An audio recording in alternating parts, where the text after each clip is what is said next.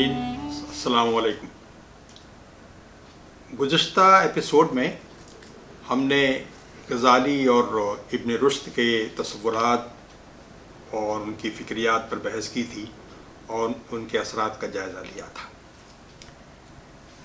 صورتحال یہ پیدا ہوئی کہ ان دونوں مفکرین کے اثرات کے پیش نظر مسلم معاشرے میں دو طرح کے گروپ ہم کہہ سکتے ہیں، یہ دو انداز سے ان فکریات نے اثر ڈالا مسلمانوں کی فکری کاموں پر۔ ایک تو یہ ہوا کہ جو سائنسی اور معاشرتی علوم تھے اور خالصتاً مذہبی علوم، ان دونوں کے درمیان فاصلوں میں اضافہ ہونے لگا۔ سائنسی علوم میں فزکس، میتھمیٹکس، طب، اس طرح کے علوم تھے، اور معاشرتی علوم میں جیوگرافی، ہسٹری، سوشیولوجی، یہ علوم پائے جاتے تھے، اور مذہبی علوم قرآن اور احادیث اور فقہ ان سب سے متعلق تھے، کیونکہ یہ الگ الگ محسوس ہونے لگے، ان میں فاصلہ بڑھنے لگا۔ لیکن اس کے نتیجے میں تین ڈیولپمنٹ بڑے امپورٹنٹ ہیں جو ہم محسوس کیے بغیر نہیں رہ سکتے۔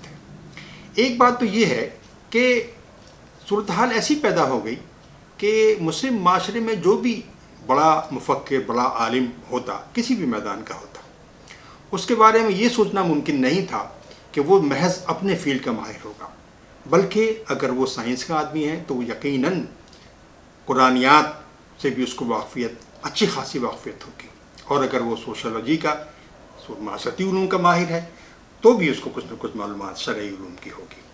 مثال کے طور پر ہم تین مثالیں آپ کے سامنے پیش کر سکتے ہیں۔ ابن سینا اپنے وقت کا مشہور طبیب، طبی سائنسداں اور فزسسٹ بھی، لیکن ساتھ میں وہ مفسر قرآن بھی تھے۔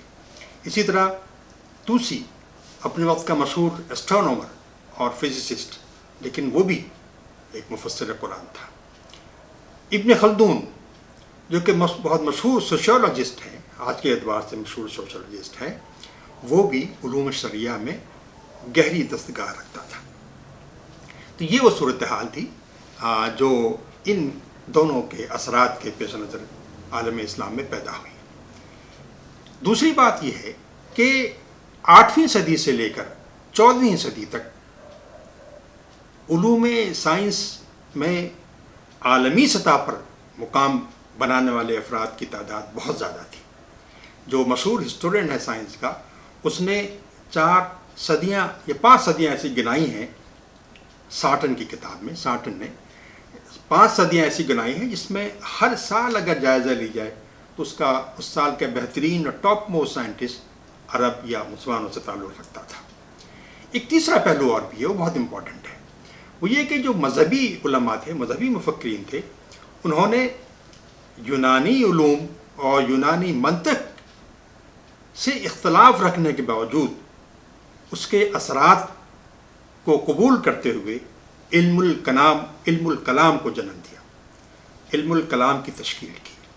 یہ علم الکلام بھی ایک قسم کی لاجک اور منطق ہی تھی، لیکن اس میں اور یونانی منطق میں بنیادی فرق تھا کہ یونانی منطق میں عقل مکمل طور پر آزاد تھی، جبکہ علم الکلام کے اندر عقل آزاد تھی، لیکن قرآنی جو حقائق تھے ان کو تسلیم کر لینے کے بعد عقل نے ہی ان کو بھی تسلیم کیا تھا، لیکن اپنی تمام تر جولانیاں جو دکھاتی تھی عقل، وہ ان کو تسلیم کرنے کے بعد یا انہی کے پس منظر میں دکھاتی تھی۔ گویا قرآنی حقائق اس عقل کا جو علم الکلام میں استعمال ہو رہی تھی ایک پیراڈائم بن گئے تھے۔ یہ بنیادی فرق تھا۔ تو گویا 3 انداز سے اس طرح سے متاثر ہوا۔ اب آپ یہ دیکھیں کہ میں نے عرض کیا کہ 14ویں صدی تک مسلمان عالمی سطح پر ان کا کوئی مد مقابل نہیں تھا۔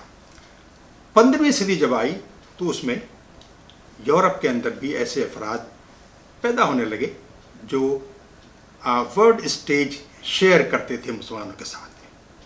آپ دیکھیں کہ 12ویں صدی میں توسی اور ان کے 150 سال کے بعد ابن شاطر، اور پھر ان کے ہم پلہ مغرب میں کوپرنیکس، کیپلر، یہ لوگ تھے، اور یہ تقریباً ہم پلہ تھے. اگر بہت محتاط انداز سے کہا جائے تو ان کو ہم پلہ ہی کہا جا سکتا ہے. لیکن یہ کوپرنیکس تقریباً 100-125 سال کے بعد کے ہیں ابن شاطر کے، اور یہ ابن شاطر وہی ہیں جنہوں نے ابتدا کی تھی پلانیٹری موشن سے متعلق. لاز آف موشن جو پلانیٹس کے دیے تھے اس کی ابتدا ابن شاطر سے ہوتی ہے. حالانکہ مغرب کوپرنیکس کے نام سے کوپرنیکس کے حوالے سے ان کو جانتا ہے. پھر آپ 16ویں صدی میں آئیے تو 16ویں صدی میں جو موسٹ ریکوگنائز سائنٹسٹ تھا وہ تقی الدین دی میکینک تھا. یہ ایک وقت میں اسٹرونومر بھی تھا، فزسسٹ بھی تھا، اور انجینئر بھی تھا. اور یہ ٹائکو براہے اور گلیلو کا ہم پلہ تھا اور ہم اثر بھی تھا، ایک ہی ساتھ تھے تقریباً. گویا کہنے کا مطلب یہ ہے کہ مغرب نے جس وقت ٹائکو براہے اور گلیلو جیسے سائنٹسٹ پیدا کیے، عثمانی سلطنت میں، عثمانی ترکوں میں تقی الدین انہی کے برابر کا ایک سائنسداں بیٹھا ہوا تھا. گویا کہ اس وقت برابر معاملہ چل رہا تھا. یورپ کی جو معاشرتی صورتحال تھی اس دوران، یہ بھی بڑی دلچسپ ہے، اس پر غور کرنے کی ضرورت ہے. آپ کو معلوم ہے 1453 میں قسطنطنیہ فتح ہوا، اور قسطنطنیہ کی فتح ایک ایسا بڑا واقعہ تھا جس نے نفسیاتی اعتبار سے یورپ کے کرسچنز کو ہلا کر رکھ دیا تھا. اسی طرح سے پھر اب اس کے نتیجے میں جو سائیکولوجیکل غم، اس نفسیاتی غم میں پوری کرسچینٹی متاثر ہوئی ہوگی، اب اس کے اثرات تو وہاں کی معیشت پر اور سب چیزوں پر بھی پڑے ہوں گے یقیناً. سروائیول کے لیے اب ان کے پاس ایک ہی طریقہ تھا کہ وہ تجارت کرتے تھے، اپنے ملکوں سے عالم اسلام میں آتے، اور یہ بحر روم کے راستے سے آتے تھے، اور یہاں کی جو اشیاء تھیں ان کو خرید کر لے جاتے سونے کے عوض، اور اپنے ملکوں میں جا کے تجارت کرتے. یہ ان کا عام طریقہ تھا. 17ویں صدی کی جو صورتحال ہے عثمانی ترکوں کی، کچھ اس طرح سے تھی کہ سلاطین ترک ایک سال تو آرام کرتے اور دوسرے سال جہاد کرتے، اور جہاد کے لیے ان کا میدان یورپ کا تھا، اور اسی کے نتیجے میں یورپ کے بہت بڑے علاقے پر یہ لوگ قابض ہو چکے تھے. اس میں یہ بھی تھا کہ جب صورتحال خراب ہوئی اور بحر روم کا راستہ متاثر ہونے لگا، تو انہوں نے کوششیں یہ کی یورپ کے لوگوں نے کہ وہ اس راستے کو چھوڑ کر کوئی اور راستہ اپنائیں. خاص طور پر جب اسپین مکمل طور پر مسلمانوں سے خالی کرا لیا گیا، تو اس وقت وہاں کے بادشاہ نے، فرڈیننڈ، اور وہاں کی ملکہ ازابیلا نے ایک سمندری سفر کو اسپانسر کیا، جس کے نتیجے میں یہ راستے ڈسکور ہوئے. ویسٹ انڈیز کا علاقہ بھی ڈسکور ہوا، اور بعد میں ایسٹ انڈیز کا بھی. گویا کہ وہ راستہ ڈیولپ ہو گیا جس کو گو کہ لمبا راستہ تھا جنوبی افریقہ سے گزرتے ہوئے، جس میں بحر روم کو چھوڑتے ہوئے وہ اس علاقے سے جاتے اور تجارت کرتے تھے. اب یہ عثمانی سلطنت کی تاریخ اتنی زبردست تھی، اتنی پرانی تھی، اور یہ اتنی بڑی اور طاقتور سلطنت تھی کہ وہ جو کچھ یورپ میں اس وقت ہو رہا تھا اس کے بارے میں زیادہ فکر مند رہتے نہیں تھے. دے نیور کیئرڈ اباؤٹ کہ وہاں پہ کیا ہو رہا ہے. ہونے لگا آہستہ آہستہ یہ ہونے لگا کہ اب مغرب کے لوگوں نے، یعنی یورپ کے لوگوں نے عالمی اسلام میں آ کر تجارت تو جاری رکھی، لیکن یہاں سے وہ چیزیں نہیں خریدتے تھے، بنی ہوئی چیزیں، بلکہ خام مال خریدنے لگے. اور یہ ان کو سوچنے کا موقع نہیں ملا. انہوں نے سوچا نا، انہوں نے زیادہ کیئر کیا عثمانی خلافت عثمانیہ نے کہ ایسا کیوں ہو رہا ہے. دوسری بات یہ ہے کہ اب اس کے نتیجے میں جب یہ فنش پروڈکٹ کے بجائے خام مال لینے لگے، تو فنش پروڈکٹ، یہ اس کی بنی ہوئی اشیاء عالم اسلام میں مغرب سے آنے لگی، اور ظاہر ہے کہ اس کے نتیجے میں جو تجارتی بیلنس تھا وہ متاثر ہوا. اور اس سے یہ بھی اندازہ لگانا مشکل ہے کہ یہ صورتحال آہستہ جا رہی تھی کہ یورپ اب صنعتی اعتبار سے مضبوط ہوتا جا رہا تھا. اب دیکھیے ایک چیز اور یہاں سمجھنے کی ہے کہ گو کہ ڈیولپمنٹ عالم اسلام میں سائنس کی تاریخ بہت زبردست تھی اور بہت کچھ ہوا تھا ہر میدان کے اندر، لیکن یہ جو ڈیولپمنٹ تھا یہ صنعتی اعتبار سے صنعت میں کنورٹ نہیں ہو پایا. یہ بڑی امپورٹنٹ آبزرویشن ہے، اس کو سمجھنا چاہیے کہ ایسا کیوں ہوا، ایسا ہوتا کب ہے، کب کنورٹ ہوتا ہے۔ ہم سمجھتے ہیں، کہتے ہیں کہ ضرورت ایجاد کی ماں ہے۔ اصل میں ضرورت ہی کافی نہیں ہے، بلکہ سازگار ماحول بھی ضروری ہوتا ہے، جس کے نتیجے میں کوئی ایجاد کنورٹ ہوتی ہے صنعت کے اندر، اور لوگ معلوم ہوتا ہے کہ اس ایجاد کا فائدہ یہ بھی ہے یا یہ یہاں بھی استعمال ہو سکتی ہے۔ اب مثال کے طور پر چین کی جو سائنس اور ٹیکنالوجی کے ڈیولپمنٹ کی تاریخ ہے، اس سے اندازہ یہ ہوتا ہے کہ اگر یہ بات مان لی جائے کہ کاگ وہیل ایک بہت امپورٹنٹ حقیقت ہے صنعتی انقلاب کے لیے، یہ 10ویں صدی میں، اس کے نتیجے میں چین کے اندر 10ویں صدی میں صنعتی انقلاب آ جانا چاہیے تھا، لیکن چین کے اندر کاگ وہیل کو چھوٹے چھوٹے کھلونوں کے بنانے میں استعمال کیا جانے لگا، کہ ہوتا رہا۔ انہوں نے سوچا ہی نہیں کہ اس کا استعمال کسی اور طرف بھی ہو سکتا ہے۔ وجہ اس کی یہ تھی کہ آبادی تھی، کثیر آبادی والا ملک تھا اس وقت بھی۔ تو اب اگر یہ کچھ صنعتی ترقی کے نتیجے میں ایسے پروڈکٹ بنتے جس میں کم مزدوروں کی ضرورت ہوتی، تو ظاہر ہے مال زیادہ بنتا، اور افراد کی تعداد بہت، یعنی جو مزدور تھے، افراد جو مزدور کی شکل میں آبادی موجود تھی، ان کو روزی مہیا نہیں ہو سکتی تھی۔ اس کے نتیجے میں ان کو روزی اس وقت مہیا ہوتی جب وہ خود کسی کام میں انوالو ہوتے ہیں۔ تو آپ کو معلوم ہے کہ چائنا وال اور پھر مختلف دریاؤں کو ایک ساتھ ملا کے جو بہت بڑا نظام نہروں کا نظام چائنا میں قائم ہوا، اس میں ان مزدوروں کی کھپت ہی کے پیش نظر ہوا تھا۔ ایک منشا غالباً یہ بھی تھا، ایسا لگتا ہے مطالعہ کرنے سے معلوم ہوتا ہے کہ شاید یہ بھی تھا کہ مزدوروں کو انگیج رکھا جائے اور ان کی روزی مہیا کی جائے۔ کوئی وہاں اس بات کی ضرورت نہیں تھی کہ صنعتی انقلاب ہو اور اس کے نتیجے میں اشیاء بہت تیزی سے بہت زیادہ تعداد میں بنے، بلکہ اصل مسئلہ افراد کو روزی پہنچانا تھا۔ اسی طرح سے تقی الدین، جو کہ 16ویں صدی اور 16ویں اور 17ویں صدی کے گویا کہ ایک سائنٹسٹ ہیں، اس کا میں نے تذکرہ بھی کیا ہے، انہوں نے اپنی کتاب میں ایک جگہ لکھا ہے کہ یہ جو بھاپ کا انجن ہے، اس کی ابتدا مسلمانوں میں ہو چکی تھی۔ انہوں نے اس کا نقشہ بھی اپنی کتاب میں دیا ہے کہ نقشہ کیسا تھا۔ اصل میں ہوتا یہ تھا کہ مسلمانوں میں بڑی بڑی دعوتیں کرنے کا رواج عام تھا۔ ان دعوتوں کے لیے بڑے پیمانے پر مسلم جانوروں کو بھونا جاتا تھا۔ اس کو بھوننے کے لیے بڑے بڑے ڈرم موجود تھے، ان ڈرموں کے اندر ان کو رکھتے، ان جانوروں کو، نیچے سے آگ لگتی، اور وہ جو ڈرم تھے وہ گھومتے رہتے، اور اس گھومنے کے نتیجے میں وہ آہستہ آہستہ اندر جا کے بن جاتے، جب بہت بڑی سطح پہ ایسا کرنا ہوتا تھا۔ تو یہ جو ڈرم گھمانے کا سلسلہ تھا، اس کو وہ لوگ بھاپ کی قوت سے چلاتے تھے۔ گویا بھاپ کا بطور انرجی کے کسی مشین کو چلانے کا تجربہ یہ عربوں میں، مسلمانوں میں ہو چکا تھا، اور ظاہر ہے جب اسٹیم انجن بنے گا تو اس کا آغاز اسی طرح سے ہوگا۔ لیکن یہاں پر اسٹیم کی اس طاقت کا استعمال مزید کسی دائرے میں نہیں ہوا۔ وجہ اس کی یہی تھی کہ افراد موجود تھے، چیزیں بہت موجود تھیں، کوئی ضرورت نہیں تھی کہ چیزیں زیادہ بڑے پیمانے پر چیزوں کو بنانے کی۔ اس لیے معاشرہ ڈیمانڈ نہیں کر رہا تھا، چنانچہ یہ کام نہیں ہوا، یہ صورتحال پیدا نہیں ہوئی وہاں پر۔ اسی طرح سے 18ویں صدی میں یورپ کے اندر کانوں سے جب کوئلہ نکالا جانے لگا، تو اس کا اصل مسئلہ یہ ہوتا تھا کس طریقے سے اس کوئلے کو نکال کر کان سے جلد از جلد اس مقام تک پہنچائیں۔ جلد پہنچانا ان کے لیے بہت ضروری تھا، ورنہ ان کا کوئلہ شاید اتنی قیمت کا نہیں رہتا۔ ہر کان سے نکالنے والا یہ چاہتا تھا کہ اس کا کوئلہ جلد از جلد نکل کے مارکیٹ تک پہنچ جائے۔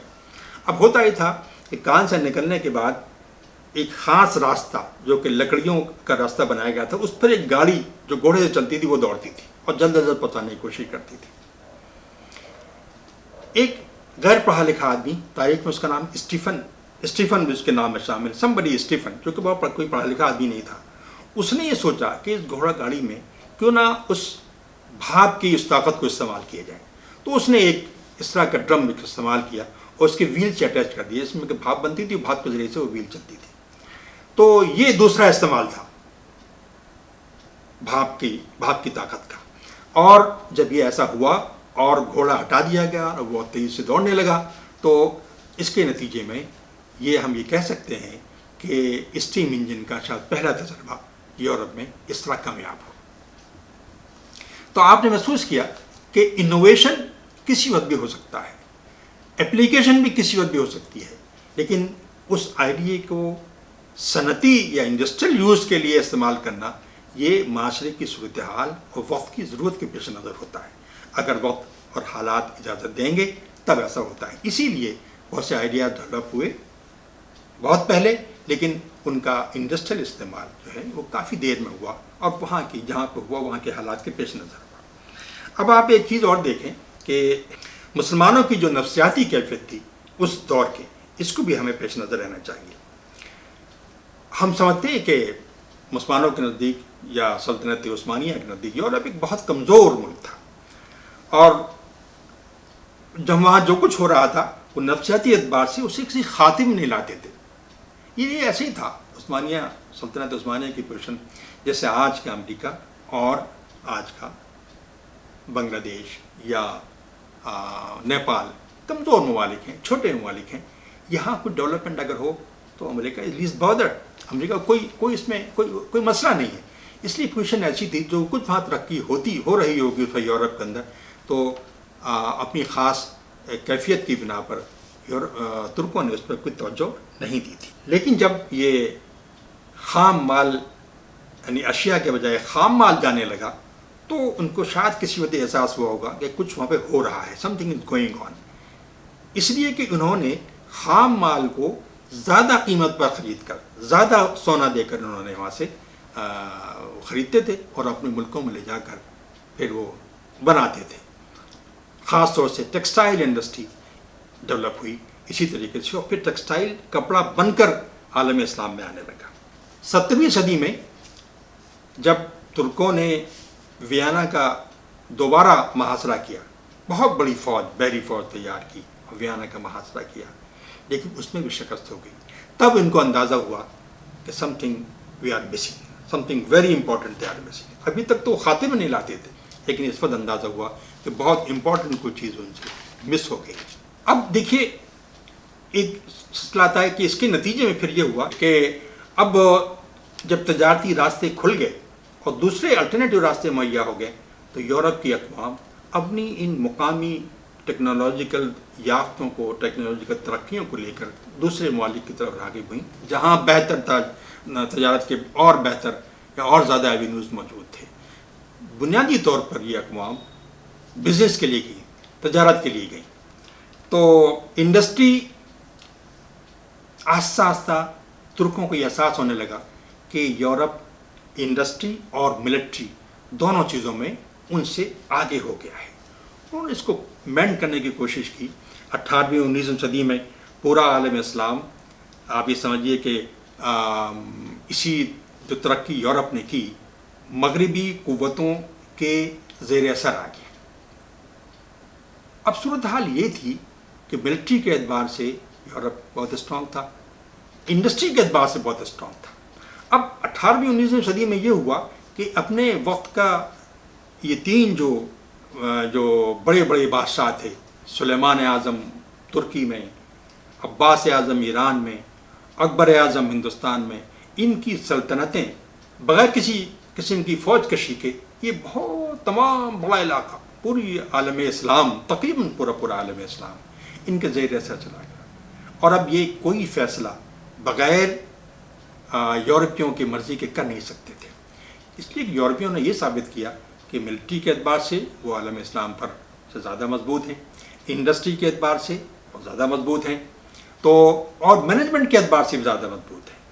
تو یہ ہوا اس کے نتیجے میں کہ ہر اعتبار سے بہتر ہونے کی بنا پر یہ ایون وہاں کی جو پولیٹکس تھی, جو حکومتی جو گورننس تھی, اس میں بھی دخیل ہوتے چلے گئے. اور یہ ہم جانتے ہیں کہ جو ایسٹ انڈیا کمپنی ہندوستان میں تھی بنیادی طور پر یہ بزنس کرنے کے لیے آئی تھی, لیکن آہستہ آہستہ ایک پولیٹیکل ڈیسیزن میں دخیل ہوتی گئی اور پھر الٹیمیٹلی انہوں نے پورے ملک پر قبضہ کر لیا. ایران میں بھی یہ ہوا, ترکی میں تو ایسا نہیں ہو سکا, لیکن بہرحال ترکوں کی پوری ترکوں کی عثمانی ترک جو تھے ان کے زیر اثر آ گئے اور ان کے فیصلے کے بغیر کچھ وہ کر نہیں پاتے تھے، صورتحال اتنی خراب ہو گئی تھی۔ اب دیکھیے اس صورتحال کے 3 اثرات ہم دیکھ سکتے ہیں کہ جب یہ لوگ قابض ہو گئے پورے ملکوں کے اور کہ پوری اس کی فنکشننگ کو متاثر کرنے لگے، تو 3 طرح کے لوگ پیدا ہوئے ان کے اندر۔ ایک تو وہ لوگ تھے جو مغرب سے اس حد تک مرعوب تھے کہ اپنی ثقافت اور تہذیب کو بھی غلط سمجھتے تھے، ایک گروہ ایسا پیدا ہوا۔ لیکن یہ ایسے لوگ تھے جو اپنی قوم سے محبت ضرور کرتے تھے، گویا کہ اپنی ثقافت اپنے مذہب سے دوری، لیکن اپنے قوم کا حصہ ہونے کی بنا پر اس کے ساتھ ایک تعلق اور اس سے ایک قسم کی محبت یہ ان کے اندر پائی جاتی تھی، موجود تھی۔ ایک گروپ تو یہ تھا۔ دوسرا یہ تھا کہ مذہب کے جو علمبردار تھے انہوں نے خود حفاظتی کے طور پر مغرب کی ہر چیز کو مسترد کر دیا اور اپنی علمی و تہذیبی وراثت کو بچا کر رکھنے کی کوشش کی۔ تیسری کچھ ایسے افراد تھے جنہوں نے مغرب کو سمجھ کر اس کی خوبیوں کو اپنانے کی کوشش کی اور اپنی اندرونی صورتحال کو بدلنے کی کوشش کی۔ یہ ہے وہ پس منظر 19ویں صدی کا جس میں 2 انتہائی اہم افراد عالم اسلام میں پیدا ہوئے، ایک ہندوستان کے سر سید احمد خان اور ایک ایران یا افغانستان کے جمال الدین افغانی۔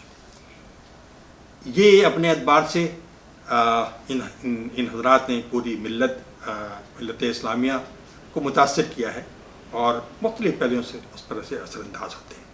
دیکھیے ایک بات ذہن میں رہنی چاہیے کہ سر سید کی جو تحریک تھی، یہ جو ان کا نقطہ نظر تھا، اصل میں اس کا آغاز مغربی تہذیب سے ہوتا تھا۔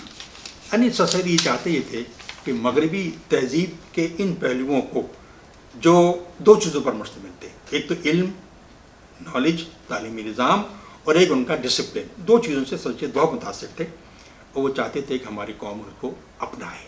اس کے نتیجے میں وہ چاہتے یہ تھے کہ وہ جو نظام تعلیم وہاں کا تھا وہ ہمارے ابھی نافذ ہو۔ اس تصور کو لے کر انہوں نے کام شروع کیا اور آپ جانتے ہیں تعلیمی نظام کو متاثر کیا، علی گڑھ مسلم یونیورسٹی قائم کی۔ لیکن وہ یہ بھی سمجھتے تھے، انہیں یہ بھی احساس ہوا کہ یہ جو کچھ میں کر رہا ہوں یہ اس وقت تک کامیاب نہیں ہوگا جب تک کہ مذہبی اصلاح نہ ہو۔ اسی کے نتیجے میں ان کی تفسیر سامنے آئی، قرآن کی تفسیر سامنے آئی۔ اس تفسیر میں انہوں نے بہت سے ایسے تصورات جو قرآن کے تصورات کو سائنسی شکل میں، یہ سائنس کے اعتبار سے ڈیفائن کرنے کی کوشش کی، یا سائنس کے اعتبار سے ان کو انٹرپریٹ کرنے کی کوشش کی۔ یہ جو لوگ اس کو جانتے ہیں کہ وہ معلوم ہے کہ قرآن میں جو تصورات جن کے ہیں یا فرشتوں کے ہیں وغیرہ وغیرہ، ان کو انہوں نے سائنسی جو نظریات اس وقت معلوم تھے ان کی روشنی میں ان کو سمجھانے کی کوشش کی تھی۔ دوسری اپروچ جمال الدین افغانی کی تھی۔ جمال الدین افغانی اصولاً یہ سمجھتے تھے کہ جس مقام پر مغرب پہنچا ہے اصلاً اور اصولاً اسلام اس بات کا متحمل ہے کہ مسلمانوں کو اسی مقام پر پہنچا سکے، بس اسلام کو زندہ کرنے کی ضرورت ہے۔ تو جمال الدین افغانی کی نے اس اپروچ پر بہت مختلف اسلامی ممالک میں کام کیا، وہاں گئے اور اپنے اس تصورات کو علمی انداز سے پیش کرنے کی کوشش کی۔ پولیٹیکل سرکل میں بھی مقبول ہوئے، وہاں بھی ان کو بھی سمجھایا اور عوامی سطح پر بھی اس کام کو کرنے کی کوشش کی۔ لیکن ان دونوں اپروچز میں کچھ چیز مجھے مسنگ نظر آتی ہے۔ ایک بات تو یہ کہ سر سید نے جو کام کیا، یقیناً وہ ضرورت تھی جو ڈیولپمنٹ علم اور سائنس کی دنیا میں مغرب میں ہو رہے تھے ان سے متعارف ہونا، لیکن مسئلہ یہ تھا کہ جن بنیادی تصورات کے تحت ہی سب کچھ ڈیولپمنٹ ہو رہا تھا، مسلم کمیونٹی اس کو انگیز کرنے، اس کو برداشت کرنے، اس کو اپنانے کی صورت کی پوزیشن میں نہیں تھی۔ سر سید نے قرآن کو بھی بنیاد بنایا اپنے کام کا، لیکن بنیادی طور پر جو مغربی تصورات تھے ان کی روشنی میں قرآن کی بنیادوں کا اسپین کرنے کی کوشش کی. یہ بہت کمفرٹیبل صورتحال نہیں تھی. اسی طرح سے جمال الدین افغانی نے جو کچھ بات کی وہ بھی اصل میں جو روایتی مذہبیت تھی اور ہمارے ہاں کی جو روایتی انٹلیکچوئل مذہبی انٹلیکچوئل جو ٹریڈیشن تھی اس کے پروردہ تھے اور اسی کی روشنی میں وہ ان کے اندر کانفیڈنس تھا اور کانفیڈنس ایسا غلط بھی نہیں تھا. اس کی بنا پر وہ یہ بتاتے تھے کہ جو مغرب اچیو کر چکا ہے یا کر رہا ہے اسلام اس کو اچیو کر سکتا ہے.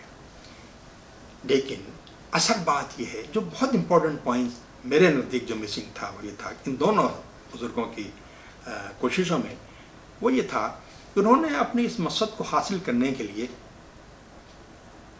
بنیادی طور پر سر سید نے مغربی تہذیب کو، مغربی روم کو اور جمال الدین افغانی نے مروجہ روایتی مذہبیت کو بنیاد بنایا تھا. کسی نے خالصتاً قرآن کو بنیاد نہیں بنایا. خالصتاً قرآن سے میری مراد یہ ہے کہ قرآن کو کچھ لوگوں کے افکار و خیالات کی روشنی میں نہیں بلکہ قرآن ایز سچ، قرآن اپنی پیور فارم میں اس کو اپنا کر ان مسائل کے حل کرنے کی کوشش ان کے ہاں نظر نہیں آتی. نہ سر سید کے ہاں نظر آتی ہے اور نہ ہی جمال الدین افغانی کے نظر آتی ہے. یہ صورتحال تھی 20ویں صدی کے مڈل تک. مدرسے قائم تھے، بڑے بڑے مدرسے قائم ہو چکے تھے جن کا مقصد صرف یہ تھا کہ جو کچھ دین جس شکل میں موجود ہے، روایتی شکل میں موجود ہے، اس کو محفوظ رکھا جائے اور مغربی جو تہذیب پولیٹیکل ڈومینیشن کے شکل میں آ چکی ہے اس سے مسلمانوں کی حفاظت کی جائے. بنیادی طور پر ان سب کا مطلب یہ تھا. اور مغربی تعلیم جن لوگوں نے سر سید کی کوششوں کے نتیجے میں جنہوں نے سائنس حاصل کی ہے، مغربی نظام تعلیم سے متاثر ہوئے، ان کے اندر یہ ہم نے مارک کیا اور یہ تاریخ اس بات کی گواہ ہے کہ ایسے لوگ پیدا ہوئے جو اصلاً جن کی وفاداری مغرب کے ساتھ تھی. یہ اقبری لوگ تھے، ذہین لوگ تھے، لیکن مغرب سے بے انتہا مروبیت ہونے کی بنا پر ان کی وفاداریاں بھی مغربی افکار و خیالات اور پھر الٹیمیٹلی مغربی سسٹم کے لیے ہو گئی تھی.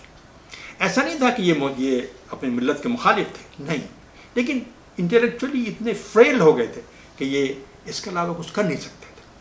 تو مغربی تجربہ اس طرح سے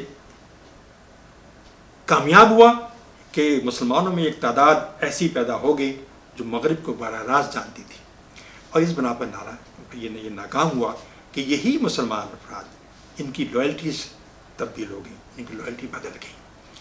تو یہ صورتحال تھی کہ 20ویں صدی کے نصف تک. اس کے بعد اچھا اس میں ایک ٹرینڈ اور پیدا ہو گیا تھا. سائنس سے خاصی مرویت کے نتیجے میں کوششیں یہ ہوتی تھیں کہ قرآن کی روشنی میں سائنٹیفک فائنڈنگز کو سمجھنے کی کوشش لوگ کرتے تھے یا سائنٹیفک فائنڈنگ کو قرآن کے ذریعے ثابت کرنے کی کوشش کرتے تھے. کچھ اس طرح کی صورتحال پیدا ہو گئی تھی کہ 20ویں صدی کا نصف ختم ہوا اور جب ہم 20ویں صدی کے دوسرے حصے میں داخل ہوتے ہیں تو ہمیں اس پورے صورتحال میں کچھ تبدیلیاں نظر آتی ہیں. سائنس کے بارے میں لوگ کچھ دوسرے انداز سے سوچتے نظر آتے ہیں اور یہ وہ لوگ ہیں جو مذہبی لوگ تھے، مذہب سے متاثر تھے، مذہب پر مطمئن تھے اور مغرب کو راست جانتے تھے. اس پر گفتگو انشاءاللہ ہم آئندہ ایپیسوڈ میں کریں گے. اللہ تعالی ہمارا اور آپ کا حامی و ناصر.